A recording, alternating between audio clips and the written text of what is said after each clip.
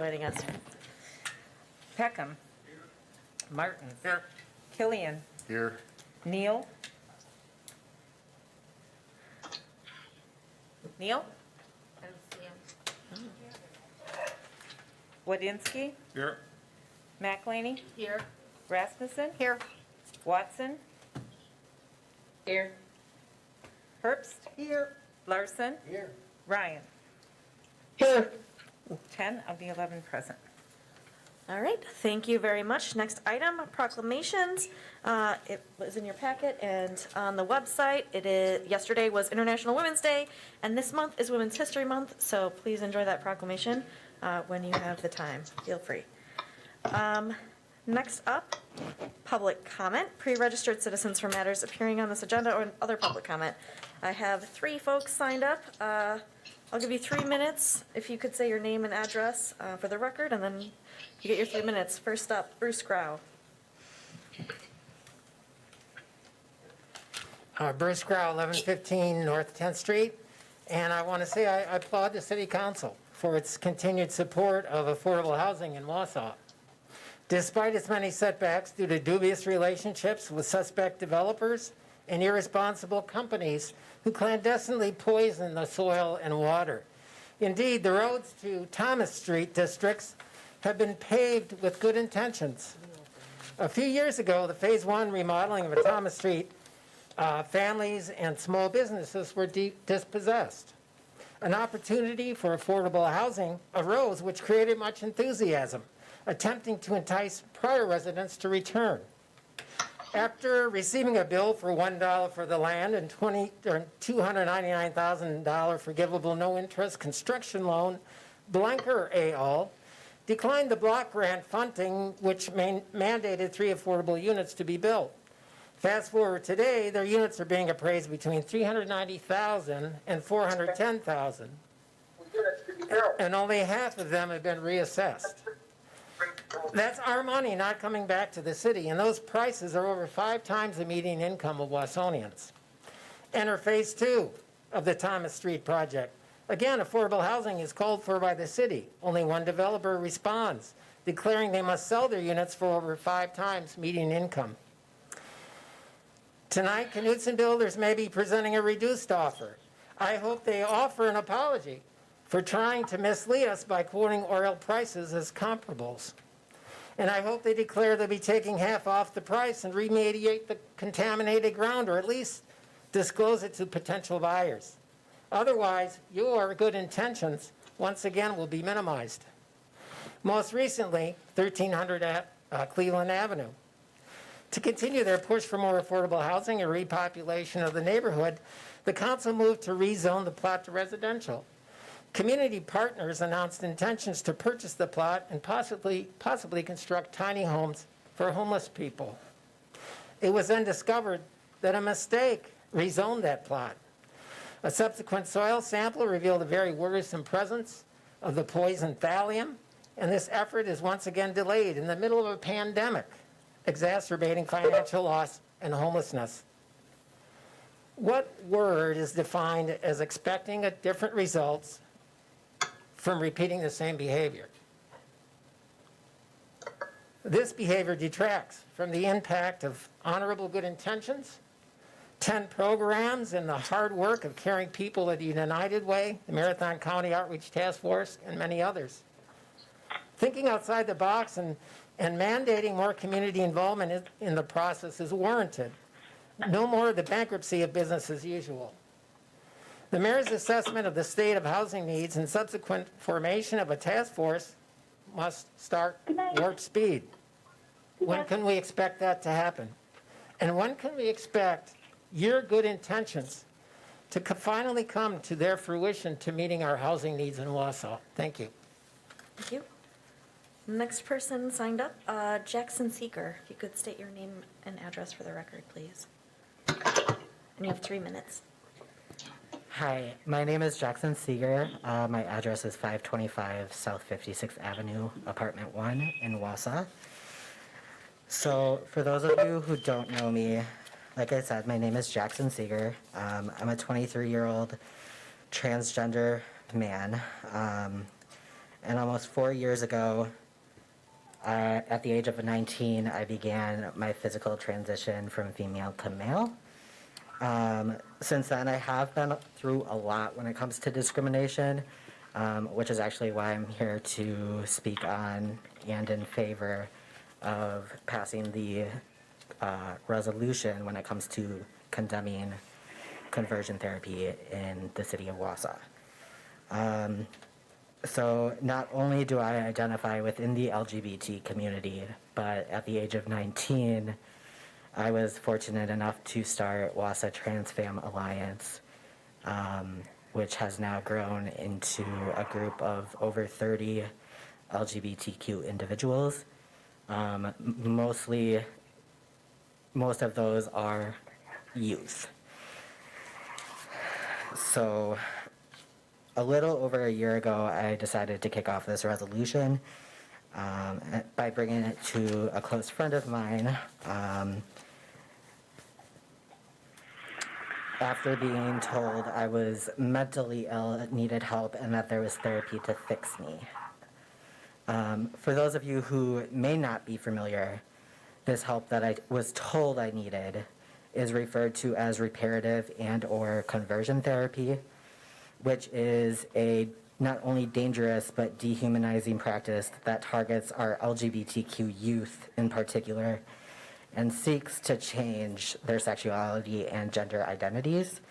There are countless types of conversion therapy, included but not limited to praying the gay away, electroshock therapy, physical and sexual abuse, torture, and more.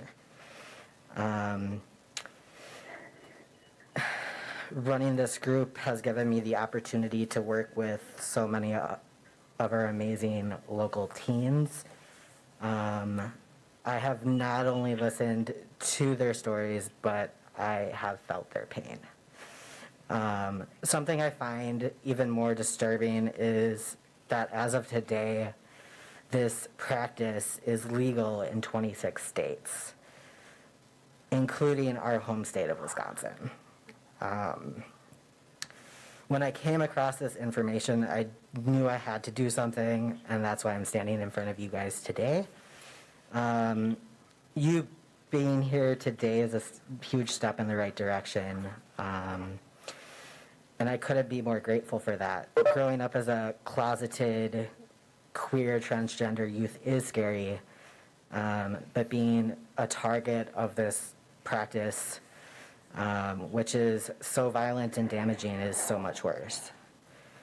So as I stand in front of you today, I do hope that you guys can see the truth and that of being reparative therapy doesn't work. I'm sorry to interrupt. Your 3 minutes are up, but Okay. thank you very much. Thank you. The next person, Kristen Whitaker, if you could state your name and address for the record. And whoever's on the phone with the last number 73, could you please mute yourself so that we don't hear the background, please? Thank you. You can start, please. My name's Kristen Whitaker, 203 North Emerald Drive in Wausau. I am a family physician here in Wausau, and I want to speak to the same issue that Jackson did, the resolution that is on the table. I care for men, women, children of all ages, both sexes, in my practice, including those who are lesbian, transgender, gay, with all kinds of issues.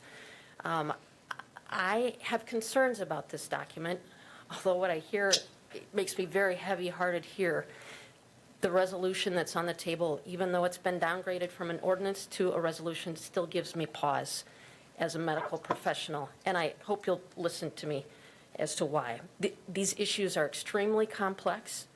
The amount of information that we've had come out in the last 10 to 15 years is staggering, and for any of us, whether you're a medical professional or not, to be able to separate data from truth, from ideology, is really hard.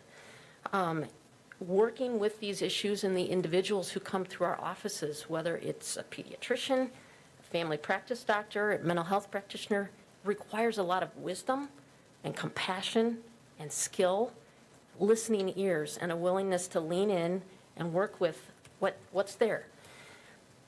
I think that this resolution actually will not protect the people of Wausau like you're hoping it will. I think that has the subtle possibility of actually causing problems and making things worse. And let me explain why.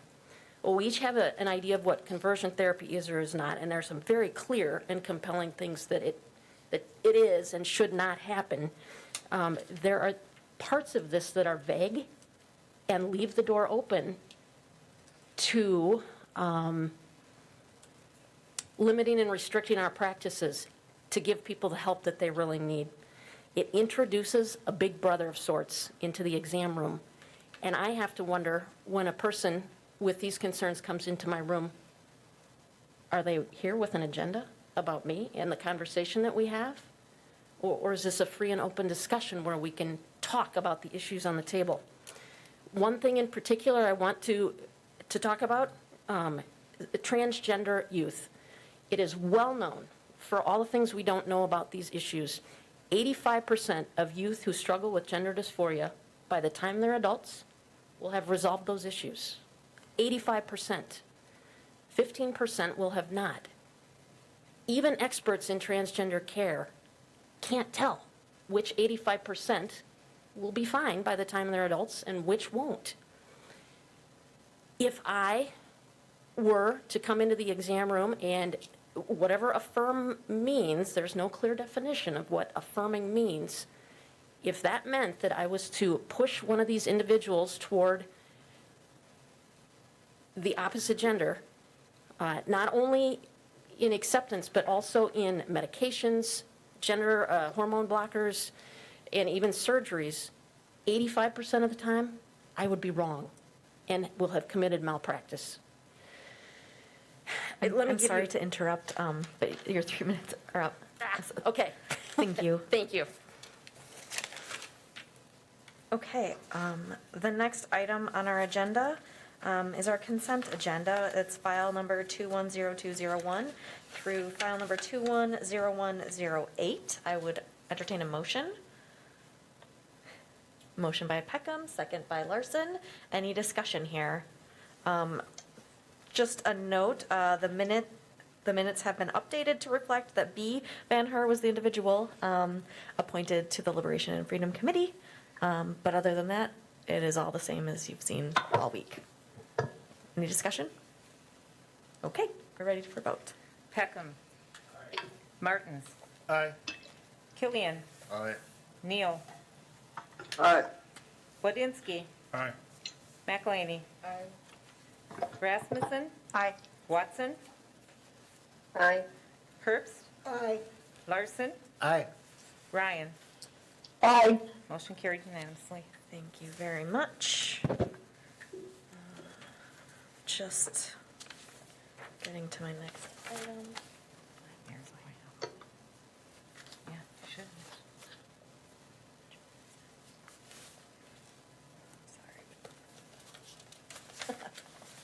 Here we go.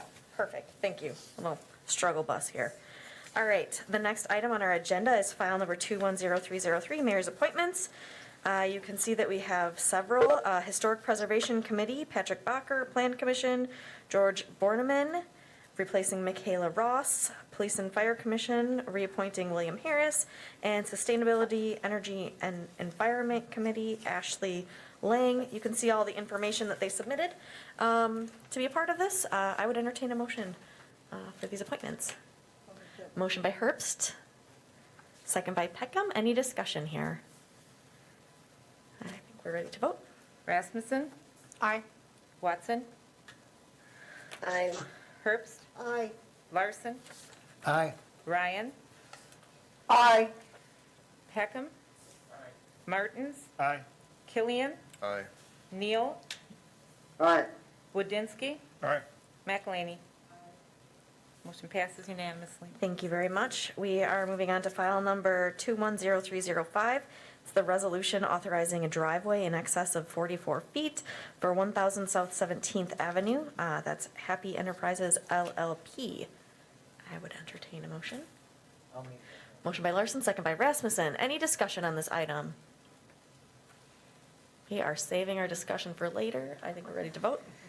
McElhaney. Wodinski. Aye. Neal. Aye. Killian. Aye. Martins. Aye. Peckham. Rasmussen. Aye. Watson. Aye. Herbst. Aye. Larson. Aye. Ryan. Aye. Motion carries unanimously. Thank you very much. We are now on to file number 210311. That's a resolution approving small government enterprise agreement with Environmental Systems Research Institute. I would entertain a motion. Motion by Martins, second by Rasmussen. Any discussion here? Yes, Alder Ryan, I see you waving your hand. Thank you, Mayor. I had read somewhere, I think within the news within the last week or so, that multi-unit housing was going to be required by the state to have a sprinkler system. So I do think with a lot of the zero lot line housing being done recently here in Wausau, that having automatic sprinkler system is something that's necessary and will help reduce the fire risk. I'm not sure with this plan at this point, maybe we can have some further explanation from the staff of whether fire sprinklers will be required within this plan construction. Thank you. I'm not sure if we're talking about the same item. This one is about software related to GIS. Oh, I'm sorry. So I you thought we were might be talking ahead of about yourself. Yeah, the construction. okay, I'm sorry. no problem. Okay, I think we're ready to vote. Ryan. Aye. Larson. Aye. Herbst. Aye. Watson. Aye. Rasmussen. Aye. Peckham. Martins. Aye. Killian. Aye. Neal. Aye. Wodinski. Aye. McElhaney. Motion carries unanimously. Thank you. All right. File number 200317, it's a resolution from the Human Resources Committee authorizing the COVID-19 incentive program. Before I entertain a motion, I just want to give our Human Resources Director, Tony Vanderboom, an opportunity to update us on the latest. Good evening. Thank you, Mayor. I just wanted to make the council aware that since this item has gone to the Human Resources Committee, I got a fiscal impact update from the fire chief. Because of the way that their time off picks are done and the calendar is pretty full, she reports that it would probably be pretty difficult for her employees to take the time off. So it would likely result in overtime. If you notice the fiscal impact statement before you said it was 0 because we were anticipating that it wouldn't result in overtime. So she is estimating a fiscal impact for her department of just under $40,000. And I just wanted to share that information with this group. Okay. That benefit would, for the record, have to be bargained for non-represented employees. So the impact would depend upon the nature of the agreement that was bargained, but we try to keep whatever we bargain for non-reps, or for represented employees in line with what you guys approved for non-reps. Are there any questions for Tony before? Yeah, Mr. Alder Wodzinski. Might need to turn on your mic, though, Ooh, I might. just so Thank everyone you. in TV land can hear you. All right. I just had a question about fiscal impact. It states none, but we still pay people for not working. We do, but the fiscal impact is none because it, as long as it doesn't result in overtime, it's already budgeted payroll. So the payroll pays me the same amount whether I'm here or not. I get that set amount of pay per day. And so we've budgeted for that. As long as my absence doesn't result in somebody else working more time, it's neutral for your budget. Understand. However, the citizens are not getting, if functional employees for 2 days a year.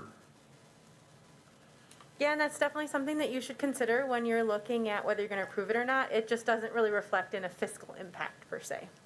That would Understood. be what amendment to the budget would be necessary. Any other questions for, yes, Alder Larson? So you said now with the fire, you're looking for, it's going to cost us from $0 to $40,000 possibly in overtime? Yeah, so she estimated out kind of an average best estimate, so it is a bit of a moving target. But she's looking at it about being about $775 per day. And with the number of people, the fire department has already had the opportunity to get the shots, so I think she used that information to calculate her estimate. So she's looking at just over $37,000. Where is that money going to come from? It would probably need a budgetary amendment, would be my anticipation. Thank you. You're welcome. Yes, Alder Budinski. I agree we should support our employees when giving them the opportunity and the time to get vaccinated if that's their choice.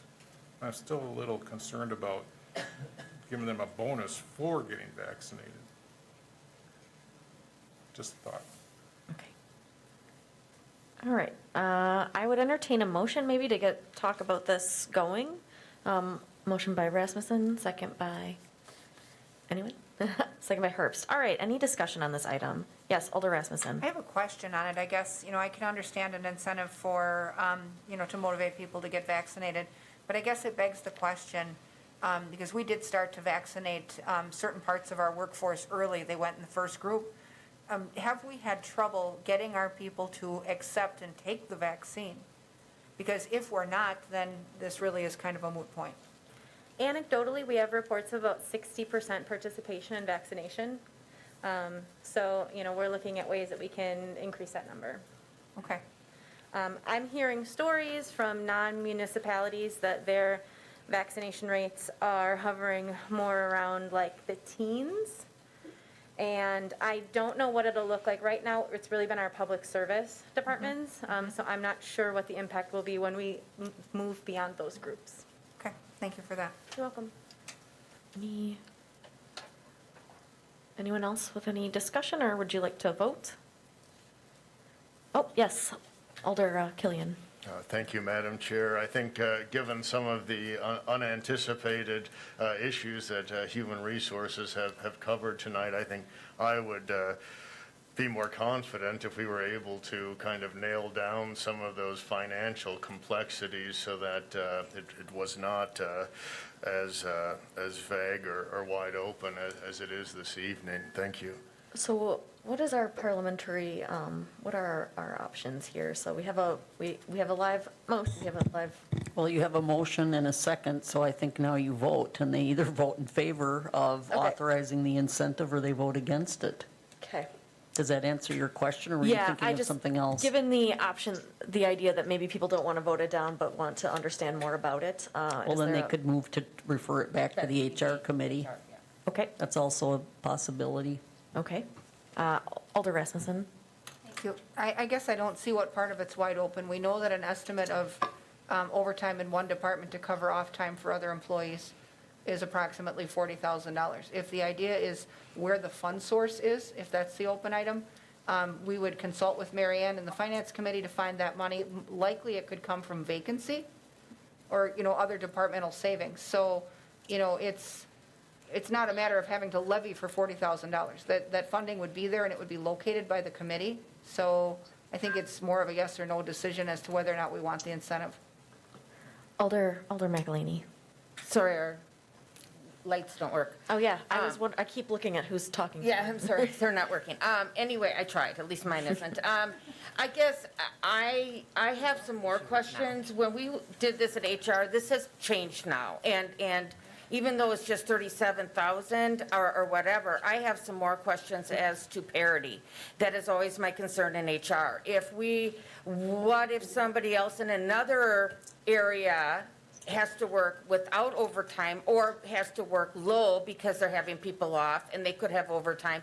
I think that there's more questions here than just, it's going to cost this unit. I am now skeptical of voting. I would rather vote this, go back to HR, have those questions answered fully for my committee, and then bring it back. I don't know if anybody else has questions, but when one department has, issues with that, you can bet something else is going to come up down the line.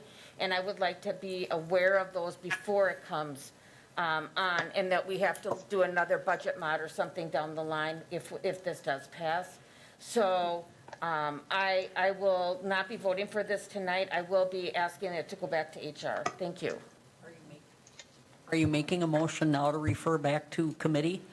I will make that motion. I thought you said we had to vote it up or down first. I think you can move to refer it back now, and we would vote on that, and if it's not referred back, then we'll vote on the original Okay. motion. Well, yeah, I didn't have a second yet, but I do vote it to go back to HR, and as I stated, my reasons are beyond the 40,000. I think we need to look at parity. Thank you. Okay, so we have a motion to, we I'll haven't got a second that second. motion. We've got seconds by multiple people, but I saw Tom Killian's hand first, so Alder Killian, thank you. Yes, Alder Peckham, we're now talking about referring it back to committee, in case anyone's paying attention to where we're at. Yeah, I would have seconded that motion. I was going to compliment the Human Resources Committee for the job they did in kind of going over this, and it seemed like they were asking all the questions that I would have asked if I had been in a room. I was really impressed with the thoroughness of how they looked into it, but as the chair said, it is a little bit of a new ballgame. And the other thing that may happen, and hope it will, is that vaccine acceptance will increase, and if we don't act on this for a month or two, maybe the need will be lessened, and the people who are reluctant now will see that others around them are getting the vaccine, and it's all going well, and everybody will be happy right off into the sunset. All right, so storybook ending for Alder Peckham. Any other discussion? Okay, we're now voting on referring this back to committee, to the Human Resources Committee. Peckham. Martins. Aye. Killian. Aye. Neal. Aye. Wodinsky. Aye. McElhaney. Aye. Rasmussen. Aye. Watson. Aye. Herbst. Aye. Larson. Aye. Ryan. Aye. Motion carries unanimously. All right, so this will be on the next HR committee agenda. Thank you very much. We are moving on to item number 191107. It's a resolution from Plan Committee amending the general development plan at 200 South 17th Avenue and 200 South 18th Avenue to allow for the expansion of indoor storage in a planned unit development zoning district. I guess I would entertain a motion. Motion by Peckham, second by Rasmussen. Any discussion? Yes, Alder Ryan. I'll second it. Okay, thank you. You might have been coming under the wire. Is there any discussion on this item? I'm not seeing any. I think we're ready to vote. Rasmussen. Aye. Watson. Aye. Herbst. Aye. Larson. Aye. Ryan. Aye. McElhaney. Aye. Wodinsky. Aye. Neal. Aye. Killian. Aye. Martins. Aye. Peckham. Motion carries unanimously. All right, thank you very much. We are now on to file number 210310. It's an ordinance from Plan Commission rezoning 2101 and 2105 Grand Avenue from an urban mixed-use zoning district to a planned unit development zoning district and approving the general development plan to allow for two 16-unit apartment buildings. I would entertain a motion. Move to approve, Neal. I've got a motion from Neal, and I think I had a second from Martins. Any discussion here? No. Yes, Alder Ryan. Thank you, Mayor. I guess I'd like staff to confirm, are these new state rules then about housing going to apply with requiring sprinkler systems in new apartments? Thank you. Okay, I don't know who we have here that maybe would answer this, if it's Brad or possibly Deputy Chief. Okay, Deputy Chief Brad, I don't know if you have anything to add, but Deputy Chief is approaching the podium. Sure, I can get, I'm not the fire marshal. Okay. I am not walking around with the code rattling around in my head. I would refer that to Brian Stahl, our fire marshal. But typically, you see this based upon a number of units in the building, not knowing how many units are in this building and what that threshold is for the addition of sprinklers as a requirement. We are. Of course, in the fire department, we're a big fan of residential sprinklers, so anytime we can see those installed, we'd like to see them installed. But it would be a code enforcement question for Brian Stahl, that he would have to specifically look up that structure and the individual specifics about it. Okay, thank you.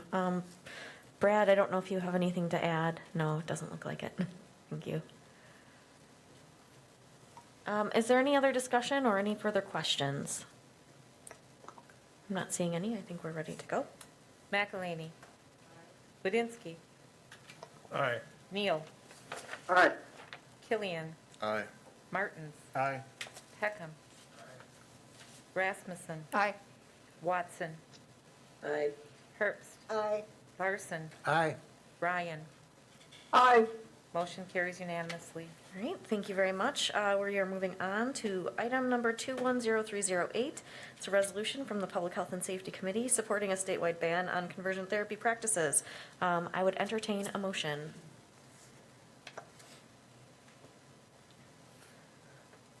Motion by Killian. Do I have a second? A second by Martins. All right, is there any discussion? Looks like we have a couple people ready to talk. Alder Rasmussen. Thank you. This resolution obviously started with the Liberation Freedom Committee, and then it came to Public Health and Safety, where we had a bit of a robust discussion about it. We had a lot of public comment. And I got to tell you, I've struggled with this because the practices that we're talking about aren't regulated by municipalities. And so the American Psychiatric Association already denounces this practice. Mental health professionals and practitioners denounce these practices that are described. And so when we started to take this up, originally when it came out of the, or was coming out of the advisory committee, it was coming through as an ordinance, which is even worse because it would impose municipal penalties for things that we can't investigate, we can't enforce, we can't prove or disprove, we can't get the records of what happened. And so when this discussion started, I was immediately contacted by a mental health professional who said to me, whoa, city, you don't have any standing here. You not only can't enforce it, but practitioners can't defend themselves because they can't release their therapy records. And any legit therapist or practitioner isn't engaging in these behaviors anyway. So, immediately, we started to talk about the idea that it should be a resolution, and if there was action, it should be state action that takes place, because these professions are regulated by licensing boards, Wisconsin state licensing boards.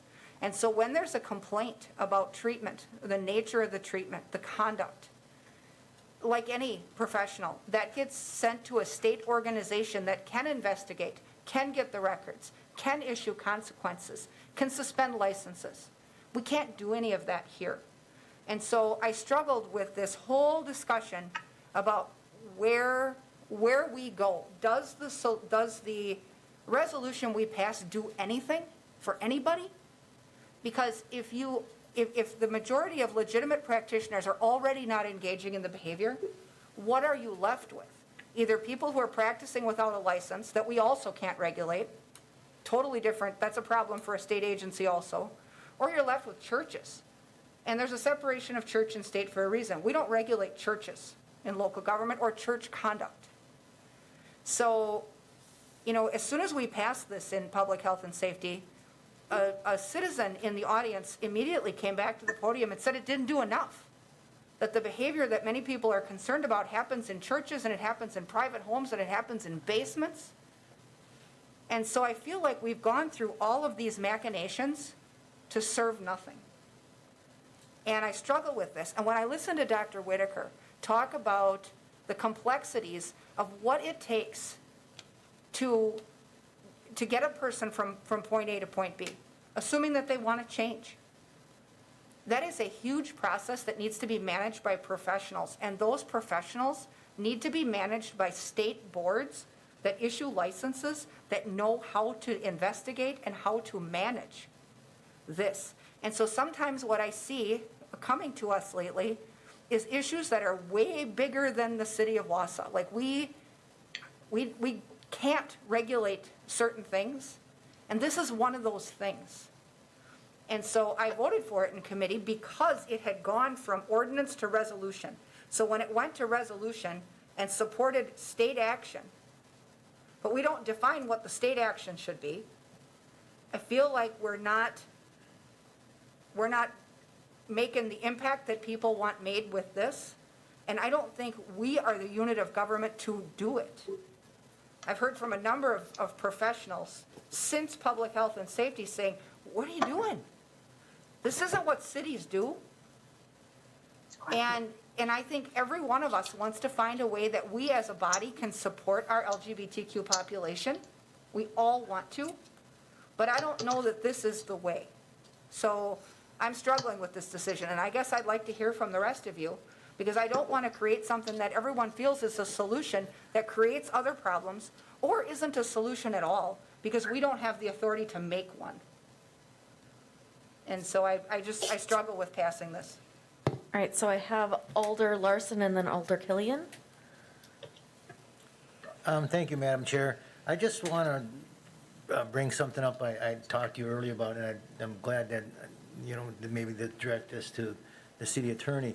I've been approached by clergy, and saying, is this going to violate our First Amendment rights? I mean, the clergy, they go by the Bible, and that's just it. And and as Christians, we're all love, but sometimes love also has to say no, and so our,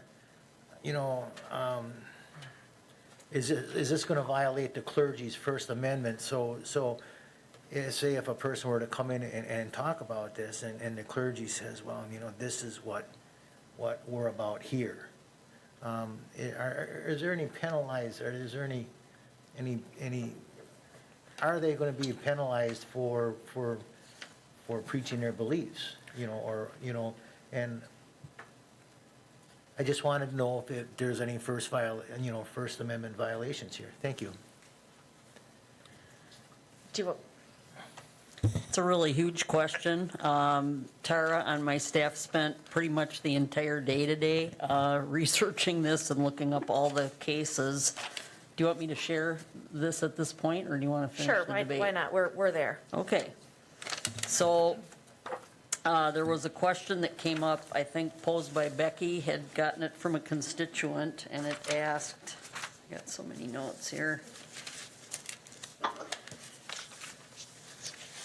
The 9th District had found such a legislation unconstitutional, and that is not accurate. So what we discovered tonight for tonight's meeting, and as you know, this is not a regulation, it's not an ordinance, it's just a resolution saying that we support, the council supports a statewide ban on conversion therapy practices. And as Lisa pointed out, it doesn't say anything more than that we want them to criminalize these practices or any other detail. So the lawfulness or unlawfulness of banning conversion therapy is not firmly settled. There are no cases from the 7th Circuit, the 9th Circuit's in California, but there are no cases from the 7th Circuit or the state of Wisconsin that would curtail any action by the city this evening concerning this pending resolution, as it does not have the effect of a law or a regulation, and it doesn't carry any penalties. But there is a need to tread cautiously post the Reed v. Gilbert case, which requires content-based regulation of speech to undergo constitutionally strict scrutiny review, and there's 3 levels of review.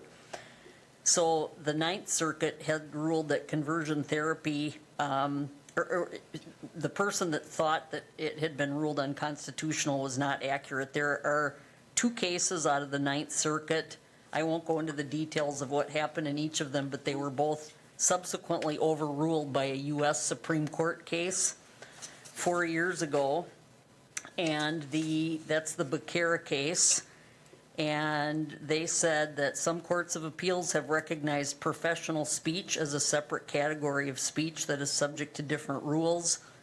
Courts define professionals as individuals who provide personalized services to clients and who are subject to a generally applicable licensing and regulatory regime. Professional speech is then defined as any speech by these individuals that is based on their expert knowledge and judgment, and that is within the confines of the professional relationship. These courts accept professional speech from the rule that content-based regulations of speech are subject to strict scrutiny, but this court has not recognized professional speech as a separate category of speech. Speech is not unprotected merely because it is uttered by professionals. This court has been reluctant to mark off new categories of speech for diminished constitutional protection, and it's been reluctant to exempt a category of speech from the normal prohibition on content-based restrictions. The court's precedents do not permit governments to impose content-based restrictions on speech without persuasive evidence of a long, unrecognized tradition to that effect. So it said that there are two circumstances in which professional speech, and I don't know if that applies to pastors as well as mental health therapists or medical professionals, but professional speech would be afforded less protection.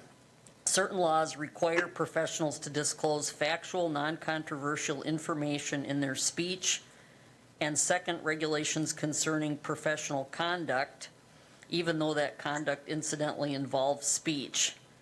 So they did not foreclose the possibility that professional speech could be uniquely regulated, but said neither California nor the Ninth Circuit has identified a persuasive reason for treating professional speech as a unique category that is exempt from ordinary First Amendment principles, but we do not foreclose the possibility that some such reason might exist.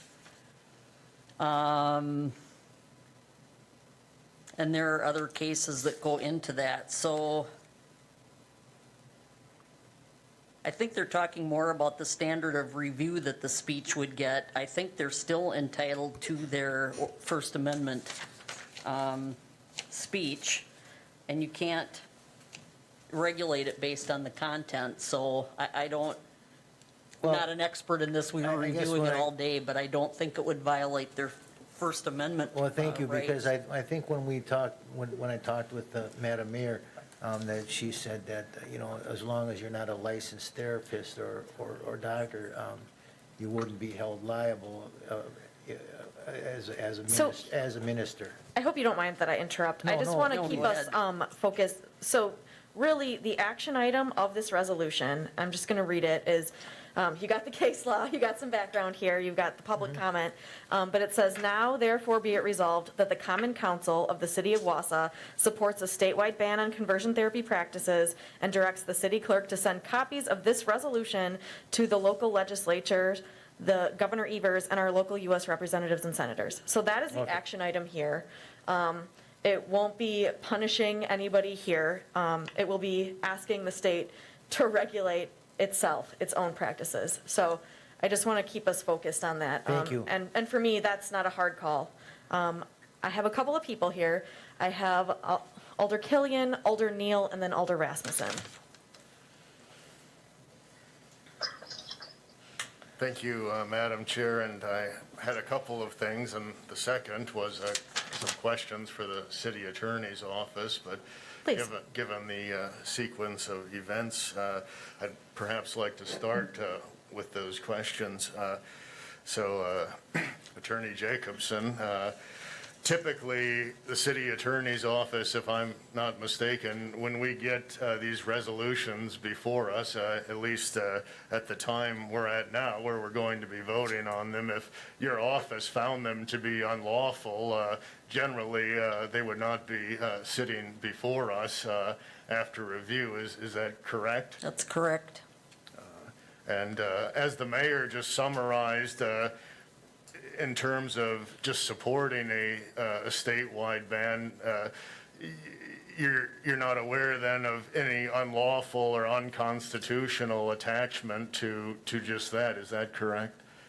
That's what we concluded, is that because it's not a regulation or an ordinance, it's just a resolution, as the mayor pointed out, telling the state, we'd like you to, we support a statewide ban on this practice. They've already introduced legislation that hasn't passed, but about half the states in the country do have such legislation, and there are some cities in our state that have such ordinances. And so we concluded that there wasn't anything in our Seventh Circuit Court of Appeals that would prevent you from passing this resolution from a legal standpoint, a case law standpoint. Thank you, that's very helpful. I have a few comments. Please. I'm on the Liberation and Freedom Committee, and I'm very proud of the committee's work on this matter, and glad this is before us this evening. And thank you as well for the citizen feedback. And I've received feedback from citizens on both sides of this matter, those who were for it and those were against. And I'd say that it's excellent that citizens do provide their opinions, because no matter what those opinions are, I think that's a healthy democracy, that we have debate and disagreement. That being said, I've heard some things tonight that concern me, and some of the arguments that seem to be on the side opposing this, I find a little concerning and not very compelling. I think we just heard the city attorney and that office conclude that there is nothing unlawful about this. So I think it was pragmatic that legal concerns were raised, but obviously they're not relevant or impactful here. Secondly, I think I've heard from feedback that this may not be enough. Well, perhaps it's not, but I don't think the answer to our actions when something is not enough is to do even less.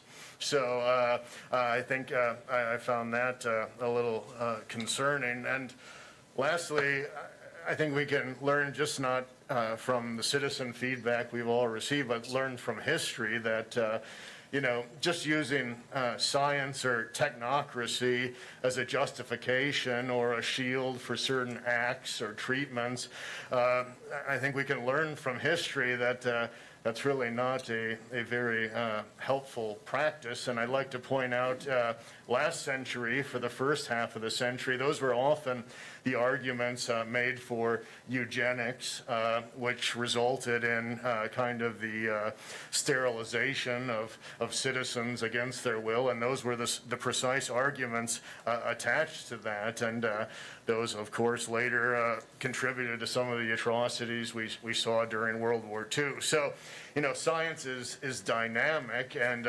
often some of the worst things in history have been done in the name of science. So it's often government's role, in my opinion, that we do intercede, that we do give our opinions, and we do everything possible to protect our citizens, even if we don't hold certain credentials. I look at what we, as a relatively new council person, what we entertain and vote on routinely, and much of the subject matter from sewer mains and what have you, I may not be an expert on, but I think we always try to do our best to protect citizens. So I strongly support this. It appears legal, it appears just, and it appears a step forward.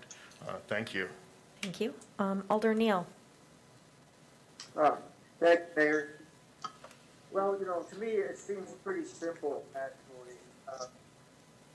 What we're asking here is for the city and the council to recognize that there is a potential for abuse with regards to this subject. And, we're turning around and asking state officials to take steps to, prevent such abuse. We're not really passing the buck, but expressing solidarity with other communities in the state and communities of people in the state, that we're with them and we're concerned, and we would like to see reasonable steps taken to make sure that abusive practices are not allowed. So I certainly support this, and I don't think it's a big thing to worry about I think we should all go hand in hand on this and show our solidarity on this subject. Thank you. Thank you. Alder Rasmussen. Thank you. And I guess my point before was, do we have standing? And do we make the impact that we seek to make, with stuff like this? And, ultimately, the goal is to stop bad behavior. And you ask yourself what mechanisms already exist. There's state licensing boards, there's professional associations, there's ethics organizations that manage the licensure and the professional practice of therapists, of doctors. And so that's where I wonder if we are stepping into a realm that is not our job, it's not our place. The function of local government is to run the city, run its budget, provide services that citizens demand and expect efficiently. And when we get to the point where an issue walks a fine line between practical and social policy, sometimes that solution comes from an agency that's way bigger than a city in the center of a state. And that's where I struggle with this, is there are regulatory agencies already in place. There's licensing practices already in place. They're functioning. And so when we create public policy, the first thing we have to ask ourselves is, do we have a problem locally? Do we have the tools that already address it or not? And if that answer is no, what are the tools that are going to fix it? And so that's where I struggle with the fact that the solution to this is certainly not local. And I've heard from an awful lot of professionals that have asked that we take our toe out of the water on this and let the state handle it. Now, we could go through all of these machinations, and our state representatives or our state agencies could go, nope, we're not doing it. And then this whole discussion is over and it's moot. So, for us to just tap on the shoulder of our elected state leaders and say, hey, solve this problem, what do you do if they don't? What if they won't? There's an awful lot of partisan politics circulating around in Madison. And if we think that the majority of those folks are going to take this up, I think we're kidding ourselves. And, I think that we are, when the Liberation and Freedom Committee began, it began as the Welcoming and Diversity Committee, and its sole goal was to promote a welcoming and inclusive environment so that people felt welcome in the place where they live. And, now we're treading into professional practices, and we're treading into, and unprofessional practices if the things that are floating around here are happening.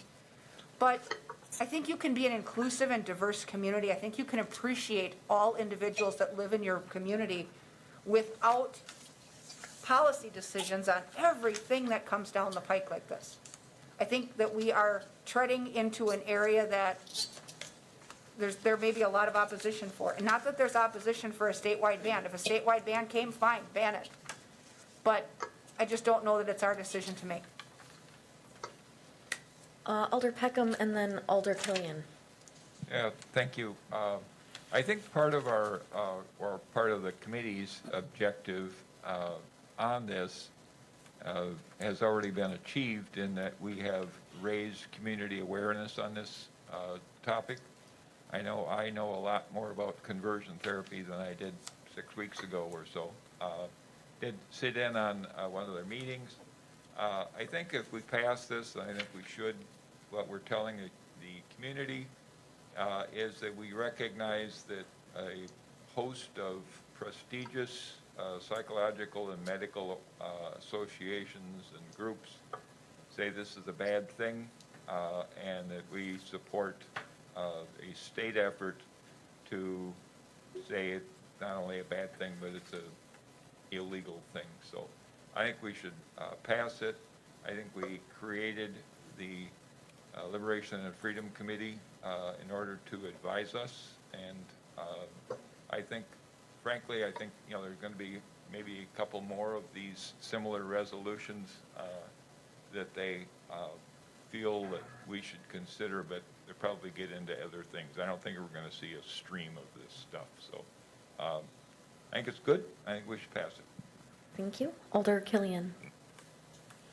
Thank you, Madam Chair, and I think Alder Peckham summarized some of the sentiments that I was going to convey, and in terms of the Liberation and Freedom Committee, yes, part of the purpose is as a welcoming body, but I think that as we see in Wausau and have seen historically for decades, there's a difference between, I think, putting something on display in a superficial way, and that's not always meant to berate that, but there is a difference between show and go. So I think the most welcoming thing we can do is often codify these things into policy. I think even if it's just support of this type of thing, because I think there's no stronger indication, not only to the eyes that are watching us in town, our citizens, but those who are watching us in the county, in the state, in the Midwest, and across the nation, that when we don't support things like this, I think what we're really telling certain segments or communities is not a welcoming message. So I think in that regard, the Liberation and Freedom Committee has done a nice job here, because I think there's no better way to welcome everyone than to do it through policy. So thank you. Thank you. Is there any other discussion here? Yes, Alder McElhaney.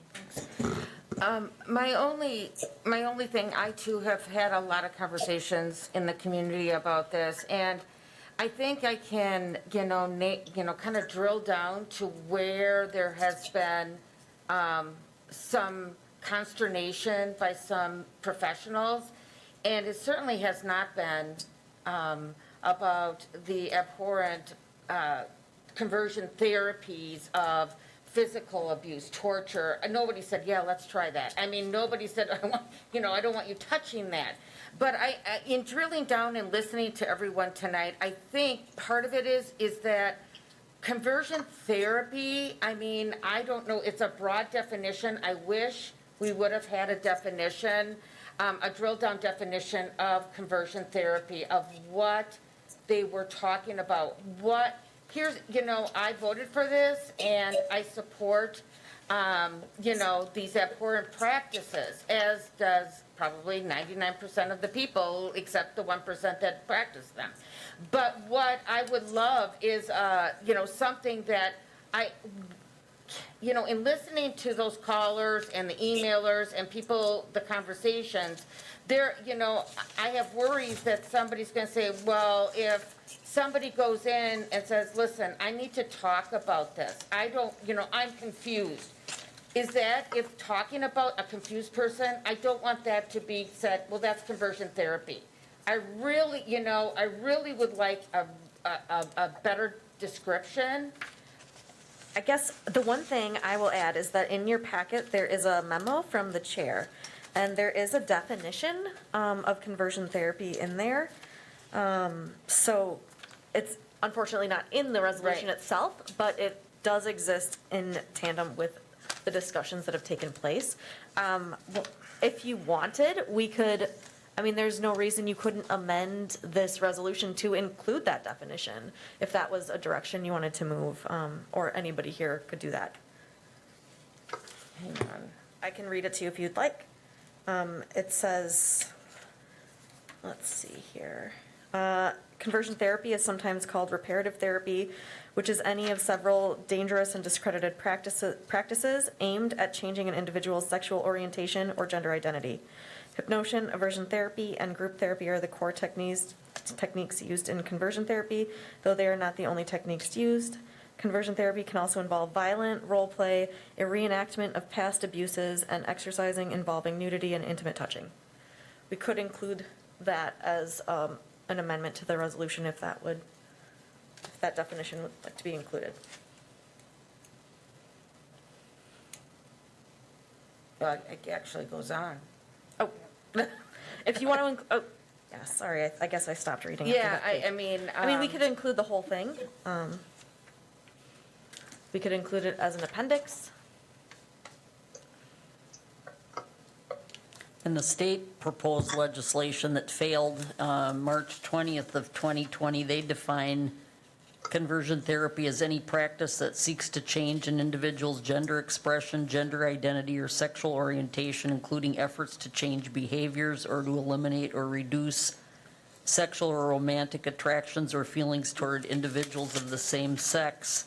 But then it goes on to define what it does not include, and it does not include counseling or therapy that provides acceptance, support, and understanding of the individual or the facilitation of an individual's coping, social support, identity exploration and development, including sexual orientation, neutral interventions to prevent or address unlawful conduct or unsafe practices, or counseling for an individual seeking to transition. Those are excluded from the definition of conversion therapy, but the state legislation that did not pass was very specific about a definition.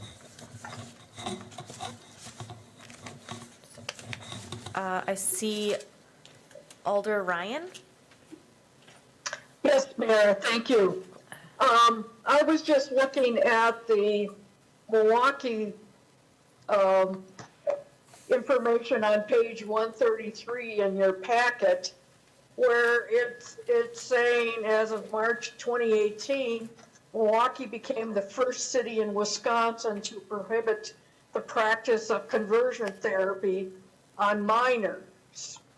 So I don't know if within the city proposal, is there putting anything in regard to adults or whether minors, that could be an issue that wants to be addressed? I can answer that question. Well, I guess I can't. The resolution specifically states that we would just send this to the state and ask them to come up with a ban on conversion therapy. I know that we talked about this in committee, and we talked about how kids don't necessarily have that same standing. Adults can decide any number of therapies for themselves. Okay. Thank you. I understand with teenagers that the parents have that decision-making as such, but I just wanted to emphasize that Milwaukee did list it for minors only. Yep. From my reading here. Thank you. Yes, you are correct. Thank you, Alder Ryan. Alder Neal. Thank you again, Mayor. Well, I think what we've heard now, like from city attorney and in our discussions, I mean, it's very clear what, the purpose of this resolution is. And quite clearly, it's to send a message. We as a council and the mayor often, send messages, not just running the city budgets and taking care of sewers and all that sort of thing, but stating our position on issues of the day. And I think hearkening back to Alder Killian's words too. I mean, I just think it's important that, you take a stand and you make a statement, because failure to do so can actually sort of look like you're going in the opposite direction. I think out of conscience, the whole council should really together support this resolution and send a message out about Wausau and our concerns for people. Thank you. Thank you. Is there any further discussion here? I'm not seeing any. I think we're ready to vote. Ryan. Aye. Larson. Aye. Herbst. Aye. Watson. Aye. Rasmussen. Aye. McElhaney. Wadinsky. Aye. Neal. Aye. Killian. Aye. Martins. Aye. Peckham. Motion carried unanimously. Thank you very much, everyone. All right, next up on our agenda is a motion to suspend the rules. That would be 6B filing and 12A referral of resolutions and ordinances. This does require a 2/3 vote. I guess I would entertain that. A motion by Killian, second by? Second by Neal. Peckham. Martins. Aye. Killian. Aye. Neal. Aye. Wadinsky. Aye. McElhaney. Rasmussen. Aye. Watson. Aye. Herbst. Aye. Larson. Aye. Ryan. Aye. Motion carried unanimously. All right, thank you very much. We are now under our suspended rules. We're on to file number 210120. This is rescinding or amending the prior resolution, file number 210120, resolution of the Economic Development Committee of the City of Wausau in approving the sale of 118, 120, 126, 130, 134, and 138 East Thomas Street to Tyler Knutson Construction LLC for the construction of the Thomas Street Phase 2 Remnant Parcels Housing Project, adopted January 26, 2021. Did you want to say something before we start talking about this? Just for short factual background for the public, and then I don't know if Sean Fitzgerald wants to speak next, or you're going to call on Tyler Knutson, but the city released a request for proposal on November 6th of 2020 for 6 remnant parcels along the Thomas Street corridor that were remnants from previous redevelopment and reconstruction, and this was the second time an RFP was released. The proposal deadline was December 11th of 2020. You'll recall that the city received one proposal from Tyler Knutson Construction LLC to purchase all 6 of the lots for a total of $45,000 from the city, and they requested no city participation in terms of money. The proposal was considered by the Economic Development Committee on January 5th of 2021, and the sale was approved by the Common Council on January 26th. The RFP asked for a proposal for 6 parcels and said it must include all 6 residential parcels and may even be combined with adjacent private properties. The proposals were required to include the proposed land purchase price offered, the estimated proposed construction value, the estimated range of selling prices for the homes, the architectural renderings for the homes, a site plan for the entire 6-parcel area, and an estimated construction timeline or phasing plan. Their proposal was to purchase the lots for $7,500 per lot, or $45,000, complete the entire project with an estimated construction value of $1.3 million. That was assuming a targeted average sales price of $220,000 per home, but they intended to sell them in the range of between $200,000 and $240,000 apiece. There were 2 architectural styles of 1,400 square feet, 3-bedroom, 2.5-bathroom, 2-story houses, constructed on the 6 parcels with alley access behind the homes. They intended to start these 3 phases in May of 2021 and finish in May of next year. Each phase would last 4 months and consist of the construction of 2 homes simultaneously. Through the minutes of ED, we learned that there would be attached 2-car garages. Staff recommended concrete walkways to the side. There was a lot of discussion about that. The tax revenue was estimated to be $1,800 per lot. So on January 26th, what you approved, what your resolution said was you approved the sale of 6 referenced remnant parcels for $45,000 to Tyler Knutson. Then somebody asked that the city obtain an offer to purchase. So one was requested of them. They submitted it. It was not signed. An amendment was prepared by our office on February 5th and still remains unsigned. So it's important to understand we have no contract with them with any binding acceptance or any closing date deadline or anything of the sort to sell these lots at this time. All we have is your resolution approving the sale of 6 lots. It was then brought to my attention that, so the amendment we drafted, again, which doesn't really apply, made clear that the agreement consisted of the amendment, the offer, the RFP, and their proposal in that order of precedence. So then it was brought to my attention on February 24th that they did not plan to go forward with that plan. I have not spoken to the developer nor his lender, so I'm not a good resource for any firsthand information regarding the relevant request, but I wanted to give you some factual background of how we got to from here. Thank you. Thank you. I don't know, Sean, if you want to add anything? Thank you. Thank you. Yeah, I don't have too much to add. Attorney Jacobson covered most of the background. The reason, though, that we're here is that our office did receive a request from the developer 2 weeks ago, a week and a half ago, to purchase one property first, one property at a time, rather than purchasing all 6 properties up front. And in discussions with the attorney, we had felt that that was materially different than the proposal that you approved back on January 26th, and we felt it was appropriate to bring back to the council to make a decision.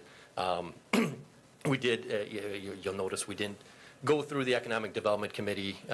We did discuss this with the attorney and the mayor and felt that this has already been approved by the council, but it would probably be best for the entire council to have the opportunity to talk directly with the developer and ask any questions of them that you may have.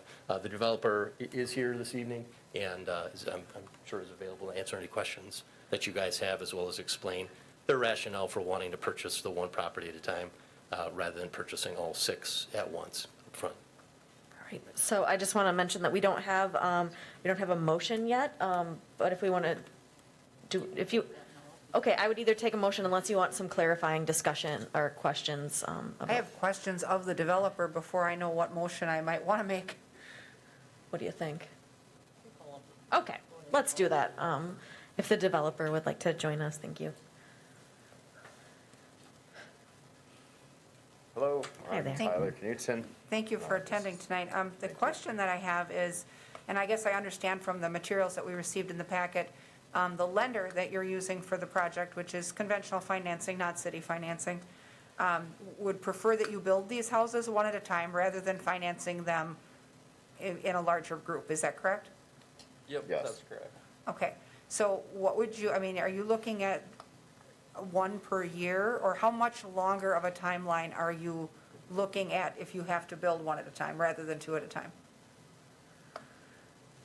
I think we're holding that semi-open-ended right now. I mean, the material costs have continued to spike, and that affects our overall sale price, obviously.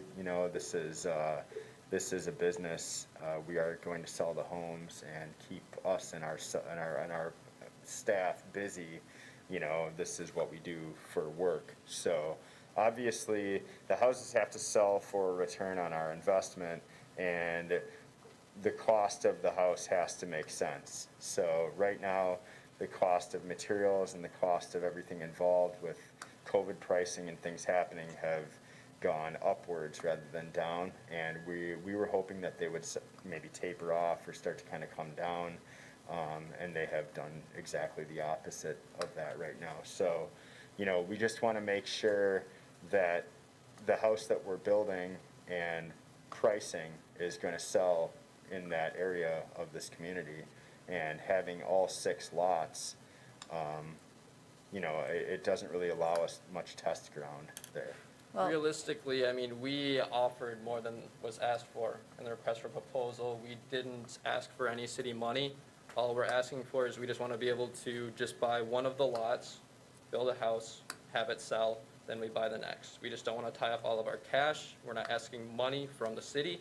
We just don't want to have the whole risk on us. We're not a developer tycoon. We're just community members. We live here. Sure. We don't come from some massive development background. I grew up riding my bike through the streets here. I went to schools around here. I mean, this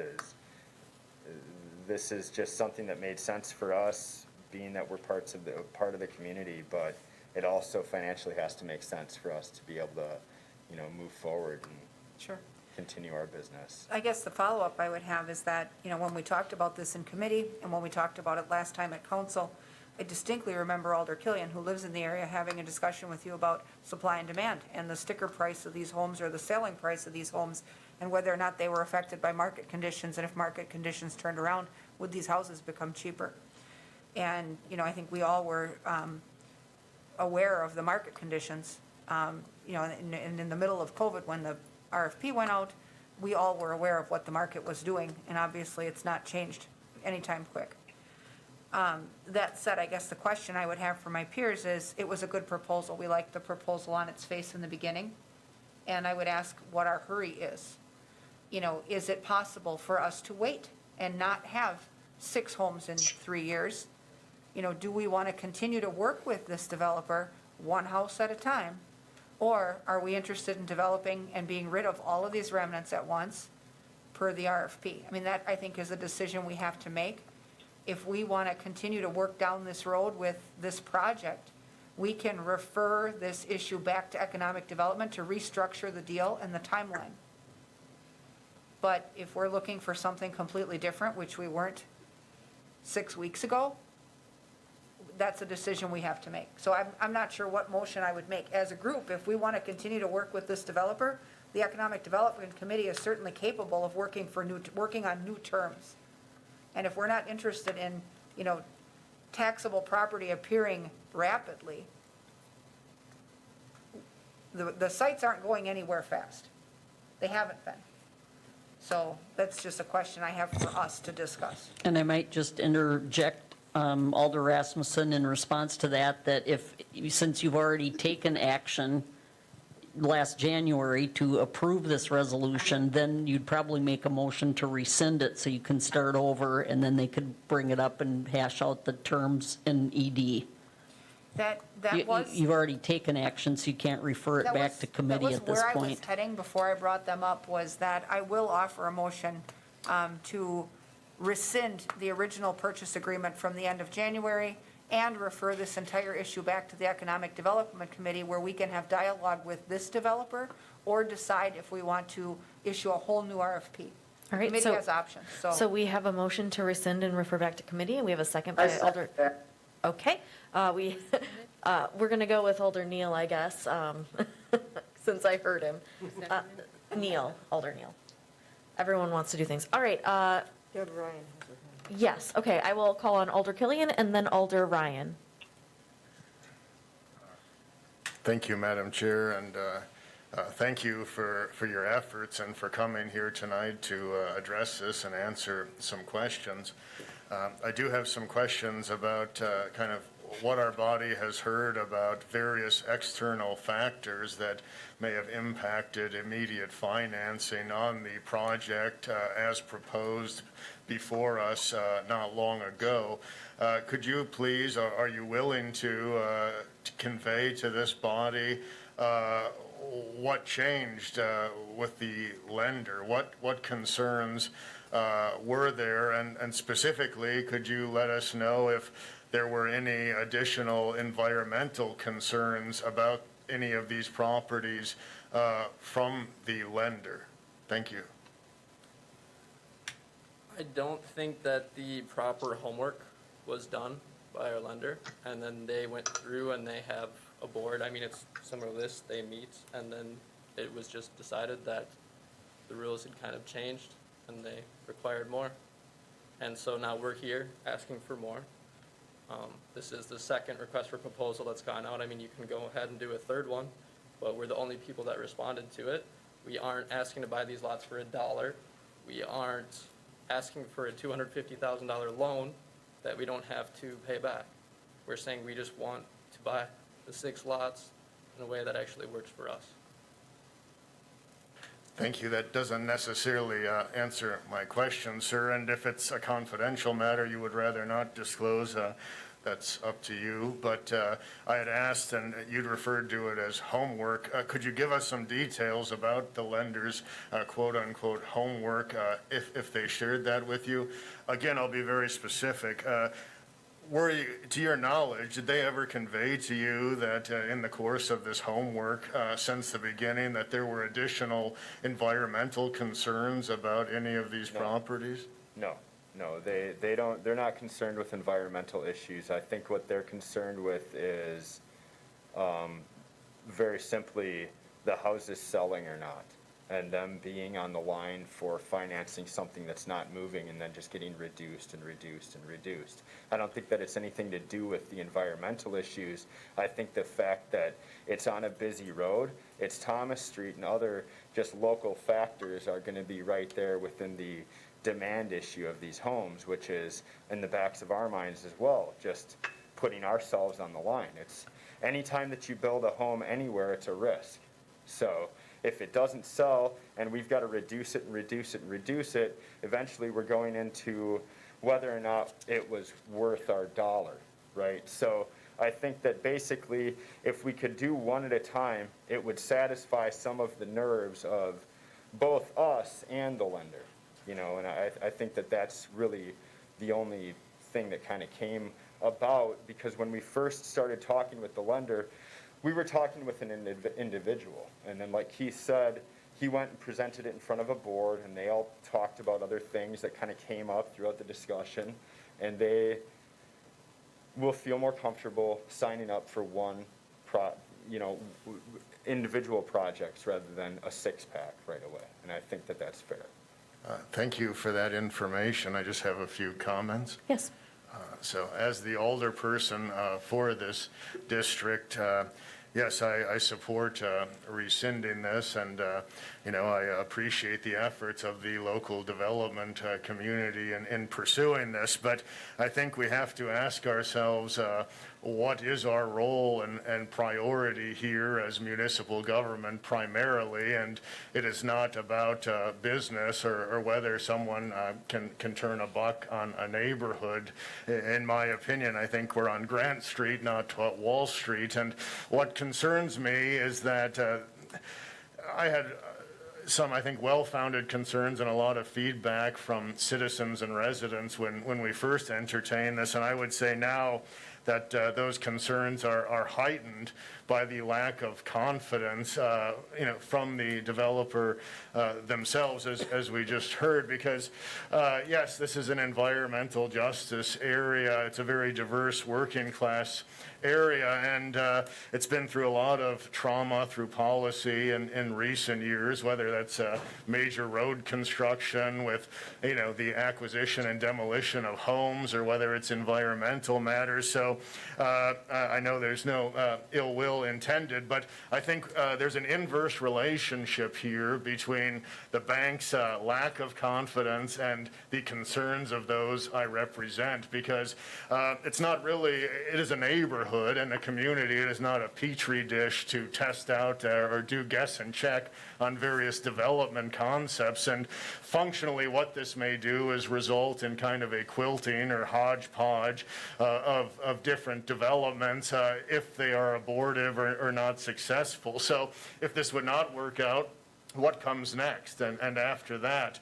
And I think that we owe the district and the city and the taxpayers perhaps a solidified plan that is cohesive, that benefits those in the area. And so I think now, whether we wanted it or not, we have that opportunity. And at the last time this came up, I think when I had expressed some concerns, it had been mentioned that the goalposts were being moved, but now I think with these changes, the goalposts have simply been taken off the field, and they're nowhere to be seen, because this is completely different than we entertained. So again, I thank the development community, but in the interest of those I represent, I think we need to rescind this. Thank you very much.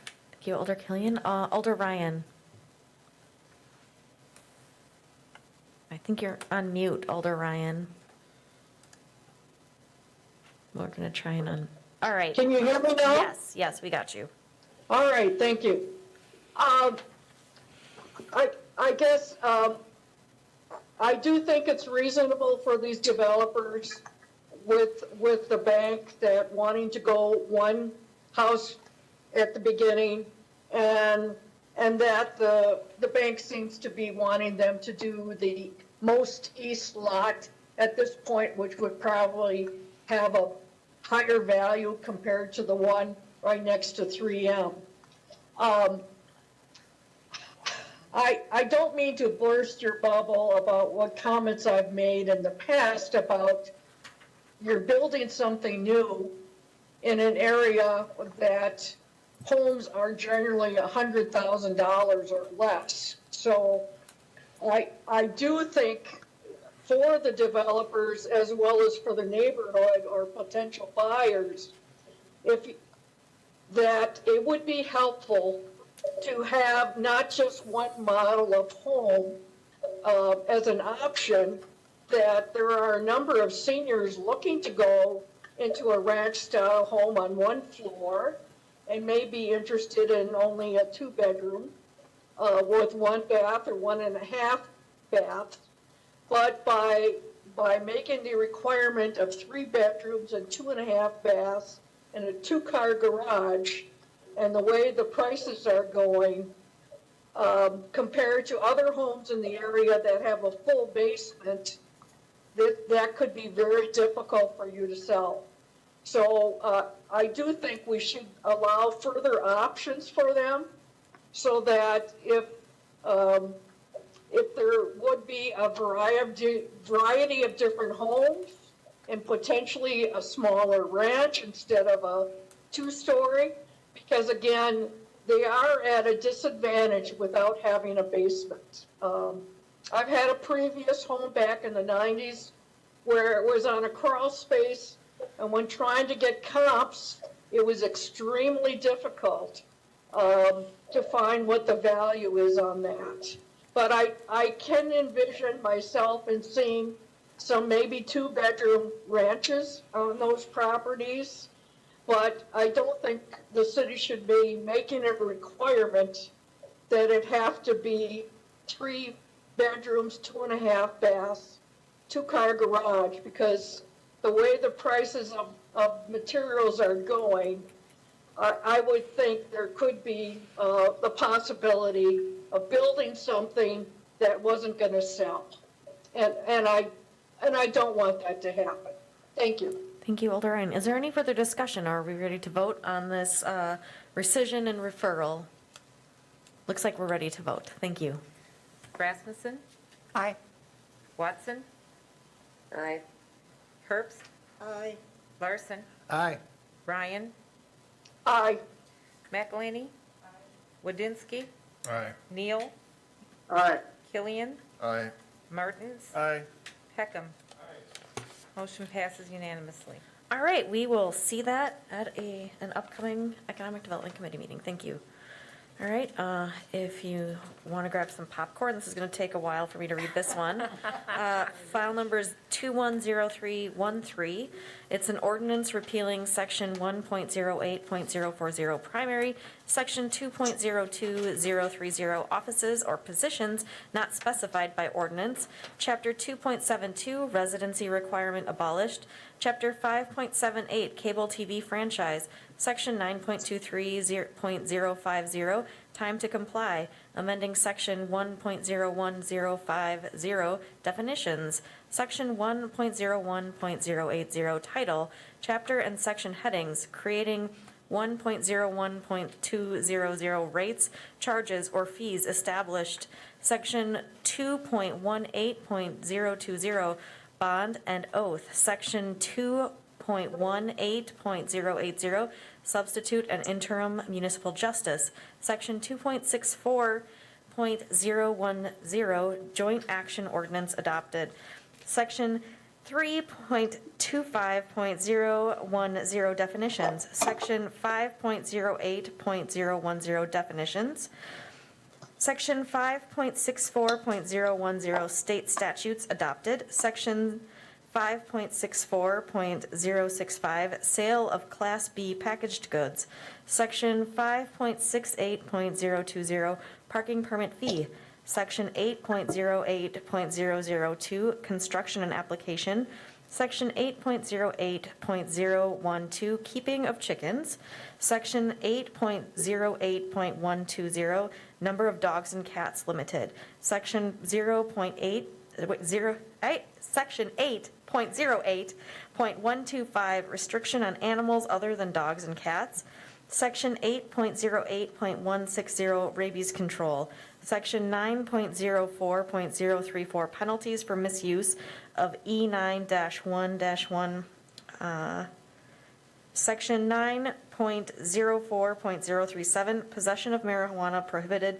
Section 9.06.010, power of the court to punish for contempt of court. Section 9.08.030, firearms and weapons restricted where prohibited. Section 10.01.090, enforcement. Section 10.38.010, state statutes adopted. Section 13.28.080, rates, public fire protection services. Section 19.30.030, private well permit. Section 19.40.030, state provisions adopted. Adding footnote to section 1.01.080, title, chapter, and section headings, footnote to chapter 1.08, renaming chapter 2.64, civil defense, to chapter 2.65, emergency management, renaming section 5.64.065, sale of Class B packaged goods, to sale of Class B packaged goods. I think we got it all. I would entertain a motion, and I'm not going to read that one again, but I would entertain a motion. Motion by Rasmussen. Second by Wadinsky. I will just note that the person who forced me to read this is not here tonight, but I will be talking to him later. Oh, it was you. All right, well, I guess she was here. Thought it was your assistant. All right, do you want to maybe just give us a little... Yes, Nate prepared, he did a nice job on this. It started with Mary Gady, I think, and we talked about how she updated the code. And when we lost our last clerk, we decided that we would try to go back to an organization that manages and hosts our ordinances online and would continue to update them. So just about a year ago, on March 10th, you voted and adopted Muni Code to convert and host our ordinances online. You also voted to approve them conducting a full legal review of our code, which I think is in excess of 1,000 pages, to check for conflicts, outdated provisions, and any other issues they had. So when they were finished converting the code and began hosting it on our servers, they began their legal review in August and concluded that at the end of October. Then they had a conference with the 3 attorneys in our office and walked through all of their changes and talked about really detailed, like codification questions and things of that nature, and repeal, recreate, things like that. And I think Nate then worked with the police department because there was a huge chapter 10, the vehicle code. We just adopt all the state statutes, so by chapter. So I think he worked with that staff to go through and make sure that they didn't want any other changes beyond what Muni Code had suggested. And then we started formatting and putting together all of these suggested changes. So these came originally from Muni Code, but we reviewed them as well. And there might be other changes that need to be made in the code, but this is a good start to overhaul and update things we could clean up fairly easily at once based on our review with them. So as he points out, it just fixes renumbered statutes, deletes dates that have already passed, and outdated provisions, terms, things of that nature we deleted, so. Very thorough work. Thank you. Thank you. Any discussion? I think everyone is ready to vote. McElhaney. Wadinsky. Aye. Neal. Aye. Killian. Aye. Martins. Aye. Peckham. Ryan. Aye. Larson. Aye. Herbst. Aye. Watson. Aye. Rasmussen. Aye. Motion passes unanimously. All right, thank you very much. All right, we are on to file number 130913. That's a joint resolution from the Economic Development Committee and Finance Committee approving the First Amendment to the ground lease with Resurrection Paris, the Diocese of La Crosse. Do I have a motion? Motion by So moved. Rasmussen, second by Neal. Any discussion on this, or anyone need background? All right, I think I have a memo in there, so. they've heard everyone is enough very from me well tonight. informed. Okay, I've never heard enough from you. I think we're ready to vote. Peckham. Martins. Aye. Killian. Aye. Neal. Aye. Wadinsky. Aye. McElhaney. Rasmussen. Aye. Watson. Aye. Herbst. Aye. Larson. Aye. Ryan. Aye. Motion passes unanimously. All right, thank you very much. File number 210314. It's an ordinance from the Parks and Recreation Committee amending sections 9.20.010 vehicle registration, 9.20.020 regulation of persons, 9.21.050 controlled areas, 9.22.022, or I'm just reading numbers now. It's 9.22.020, jumping and driving from bridges prohibited, 10.38.010, state statutes adopted, and creating section 10.01.060, vehicle prohibition on city trails. I would entertain a motion. Motion by Wadinsky, second by Peckham. Any discussion here? Actually, I'm going to let. Yes, I just definitely want to make clear to the public, I think we let all the council members be made aware of this, of the various changes that I made since it came out of the Parks and Rec Committee. I thought they were simple enough changes that the council could absorb without it having to go back to Parks and Rec.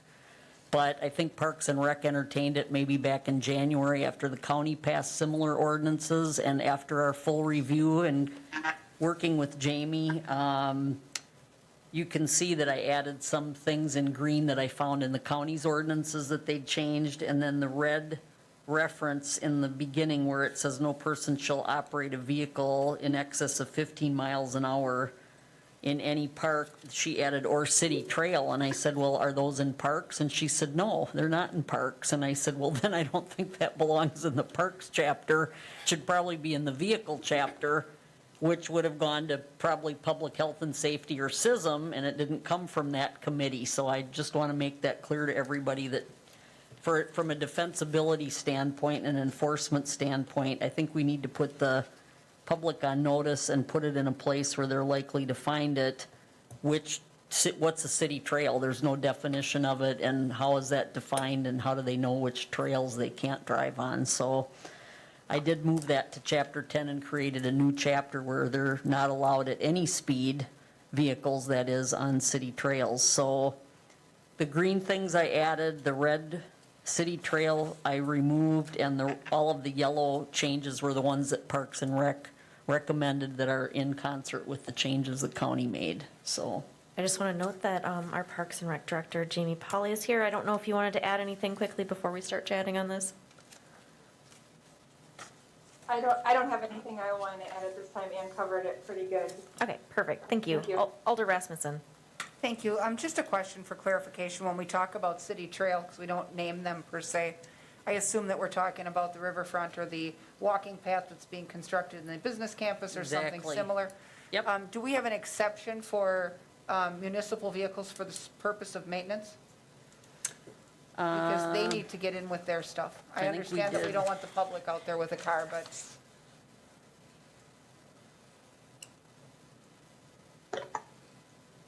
I don't think we added that here.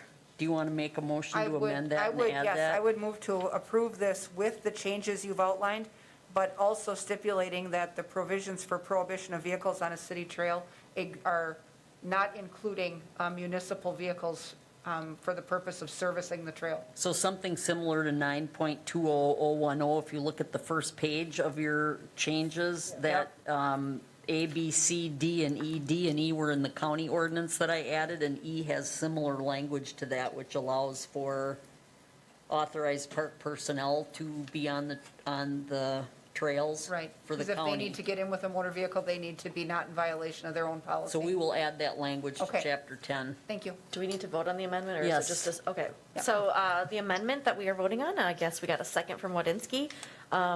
Would you like to speak to the amendment, or would you like to vote on it first? Speak, please, Alder Wadinsky.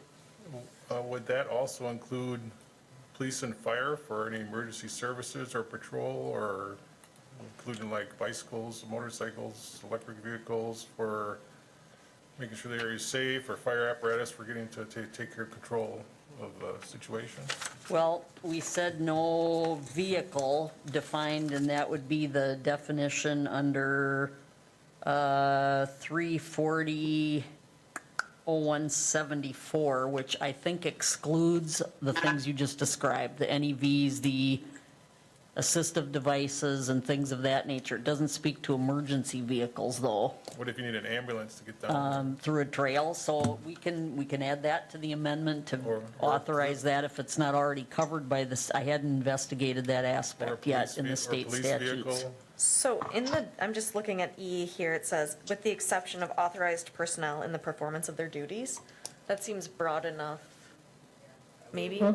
But that's for operating, that's operating vehicles in city parks. We had to create 10 under the vehicle code to keep vehicles off trails because those aren't in parks. But would that same language be Yes, appropriate? that's what we're talking about, for yes. adding Yep. to that? Okay. Yep.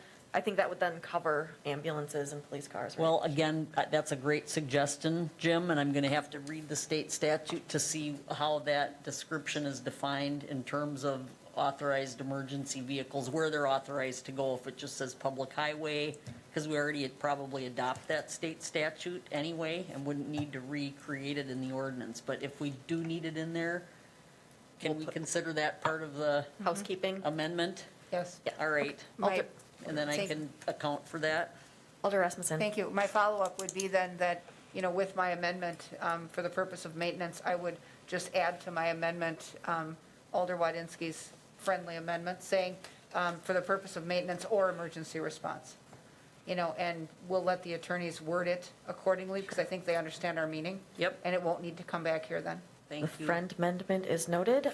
My friendment, yes. Yes. Alder Ryan, I see your hand is up. Is it on this topic? Yes. Okay, please. All right, thank you, Mayor. The other point I wanted to mention is that I have an e-bike that with pedal assist, I can get up to 20 miles an hour. And I know there's a neighbor in the neighborhood on the west side that has a fat tire bike that's electric as well. So I could see some of these trails over by Sylvan Hills could end up having electric assist as well and go faster than what if you had to pedal on your own. So I don't know if it's something, Jamie, you want to look at eventually, that is a growing area of trend where, speed can end up being an issue maybe later on. And having an effect in making some of these corners, say at Sylvan Hills or other trails, dangerous if you add 20 miles an hour as a pedal boost in your speed. Yeah, Alder Ryan, we have looked at the pedal assist e-bikes, both at the county, and I believe the city bike ride committee may have looked at them also. The state regulates electric assist bicycles and recognizes class 1 and class 2. It does not recognize class 3, which actually has a throttle. But also in speaking with our local mountain biking groups and other groups like our road bikers, the concern isn't, maybe on the River's Edge Trail, the speed could be a concern, and that's something I know the Bike Ped Committee has looked at. But when it gets to those off-road trails, it's highly unlikely that a mountain biker would get to that speed with the difficult terrain that we have out there. It's really more of an assist to get them back up the hill. So far what we've done is just chose to follow the state statute that regulates them, and that is enforceable by our local law enforcement and our sheriff's department. But I don't know, I haven't been to a Bike Ped Committee lately to see if we've done anything more about the River's Edge Trail where we have those long straightaways, but I do know it was part of the discussion. Okay, thank you. Thank you. Alder Martins? Okay, thank you. Yeah, in reviewing again this chapter 10 about vehicles and motor vehicles on city trails, I'm a little bit confused. Are we as bicycles are defined as a vehicle by state statute, are we prohibiting bicycles on city trails, or are they exempt from this, or? I wish I'd brought the statutory definition down with me, because now I'm speaking off the top of my head, and I don't have access to it. I'm sorry. Are you going to look it up for me? Yeah, I can try. Ms. Mayor, www. Mayor, I can speak to that just a bit. Yes, please. Well, when we were reviewing the e-bike thing, by state statute, even e-bikes class 1 and 2 are no longer considered motorized vehicles. That was changed in the state statute. So bicycles and e-bikes, so that those two classes would fit under just the definition of a bicycle and not of a motorized vehicle. So they should be still allowed on trails, and there shouldn't be an issue with that. Okay. And as for the speed, then we're regulating the speed on trails of 15 miles an hour or less. Which, No, not trails, just in parks. or just in parks. Okay. We're not regulating the speed in the chapter 10 that I created, so I don't know if we want to put that back in there, Jamie, because a vehicle includes a motorized vehicle, and we didn't want a motor vehicle to be on the trail at all. We No, we wanted to don't ban them entirely, not put a speed limit on them, Yeah. so. Bicycles, it's on a trail like the River's Edge Trail, it's very easy to attain 15 miles an hour in fact, I've gone much faster, but I don't, I don't know if we need to add that or not at this point in time, but I just wanted to have that clarification that we weren't. And the mayor has Yeah, the so ordinance pulled up. I have the official definition here. And this is a vehicle, not motor vehicle, because Yeah. we used the word vehicle, It so. says vehicle means every device in, upon, or by which any person or property is or may be transported or drawn upon a highway, except railroad trains. A snowmobile, an all-terrain vehicle, a personal delivery device, an electric scooter, and an electric personal assistive mobility device shall not be considered a vehicle except for purposes made specifically applicable by statute. So I'm guessing a bike, a personal delivery device? A bicycle would be considered a vehicle because it follows the rules of the road. Well, this is the state statute definition, so. That's the definition. Yeah. Okay.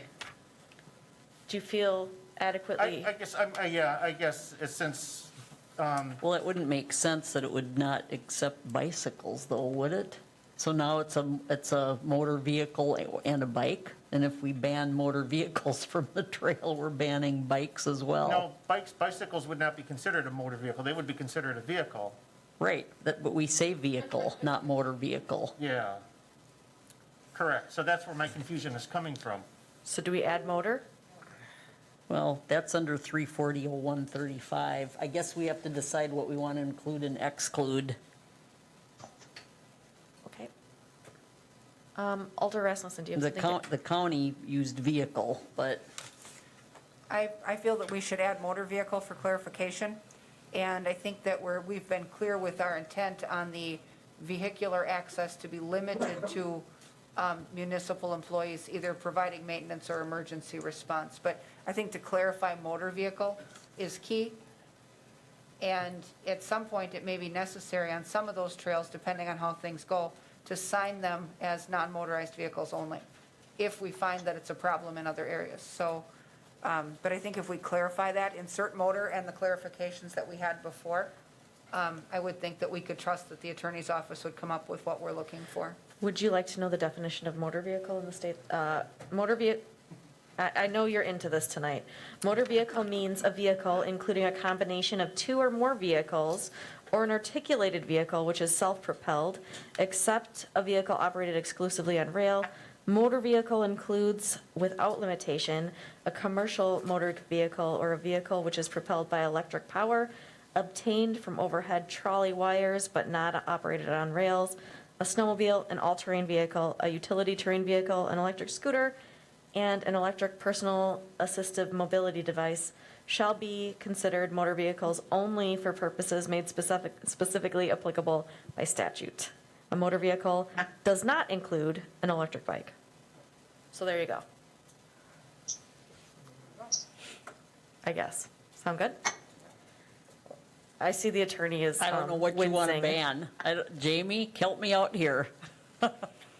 It's your job to tell me or the council's job to tell us what we want to ban from trails No or light keep at a rail on lower speed, trails. and I will find the terminology to describe what you're trying to do. The county used the word vehicle without defining it, but I'm following the statutory definitions of those words. I don't have the county ordinance in front of me, but I do believe we do define motorized vehicle, at least in the forestry chapter we do, and that's mainly where our e-bike conversations have been, because that's where most of the trails are, like 9 miles of county forest. So I think the word motorized, and I could be wrong, but I believe that was the distinction we used on the county side, where it didn't include those e-bikes specifically. So I can help you, Ann, on that. But I Okay. think that's our goal, is to not have the motorized vehicles on there. You know, we don't want people driving on the trail having, we don't want snowmobiles on there. If they're paved, that's just gonna ruin them.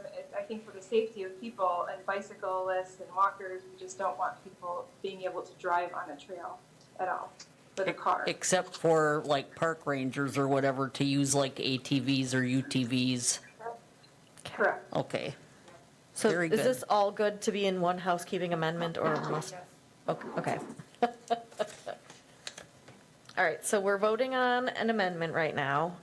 We want to include that we want. Motorized vehicles. Yep, we want to call it motorized vehicles that are banned, but also we want to make sure that authorized personnel in performance of their duties are allowed to use whatever vehicles it is that they have.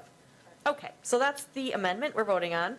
I think we're ready to vote unless anybody has anything to add. I'm not seeing any, so let's vote. Rasmussen. Aye. Watson. Aye. Herbst. Aye. Larson. Aye. Ryan. Aye.